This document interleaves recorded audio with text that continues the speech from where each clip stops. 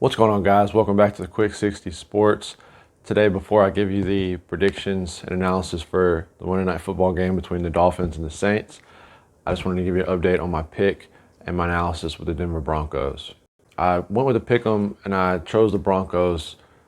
I said that I gave you reasons why I chose the Broncos, except for the only reason that they wouldn't win is because of Vic Fangio's incompetence. And so, while that isn't necessarily the whole truth of the game, that's part of it, as well as Pat Schumer. I don't know, I think I may have left him out, but he is certainly included.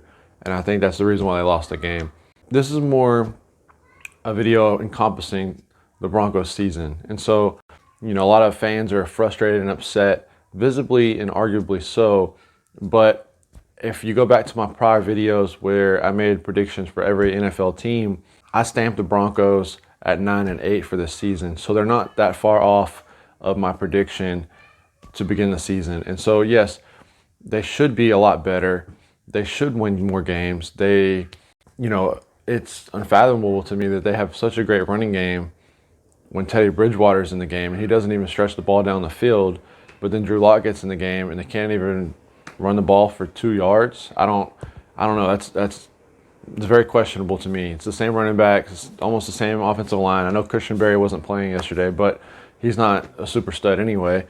And then why all these analysts talk about how great our offensive weapons are and how many great players we have. We don't have one single Pro Bowler on our roster.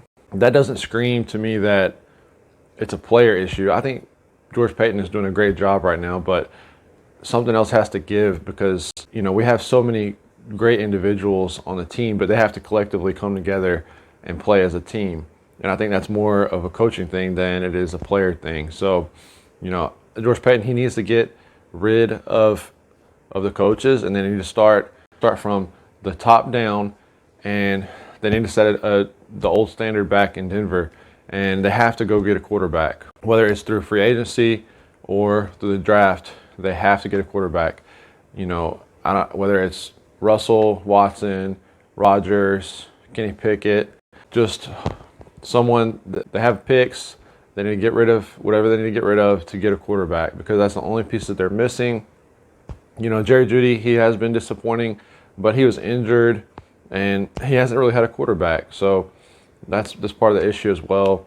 I sit there and I watch Derek Carr and he just has all the time in the world to do his reads. And then our quarterbacks, Denver's quarterback, is under pressure and he's moving out of the pocket, moving around and scrambling for his life. And so maybe we need to upgrade that offensive line as well for the quarterbacks and running backs. And then I saw an interesting statistic that Fangio, he's 1-22 when trailing after halftime as the head coach for the Broncos. 1-22 if he's trailing at halftime.